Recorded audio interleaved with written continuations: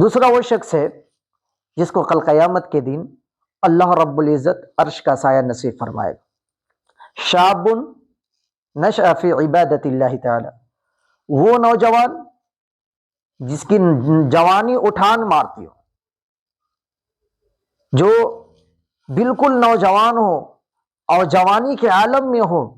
وہ شخص اپنے جوانی کو اللہ کے احکام کے مطابق گزارتا ہے،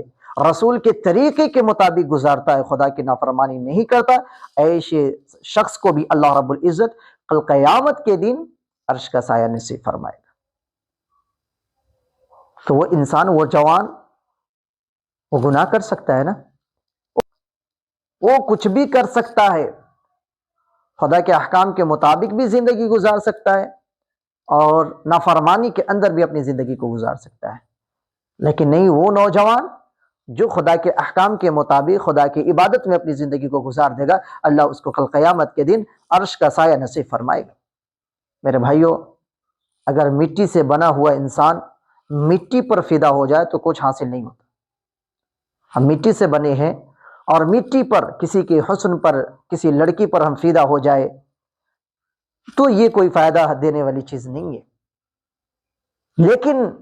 اگر ہم مٹی ہے اور مٹی کے خالق یعنی مٹی کو پیدا کرنے والے پر فدا ہو جائے، جو کائنات کو بنانے والے، اس پر ہم فدا ہو جائے انشاءاللہ تعالی، تو ہم کامیاب ہو جائیں گے اور کل قیامت کے دن ہمیں رب کے عرش کا سایہ نصیب ہو جائے گا۔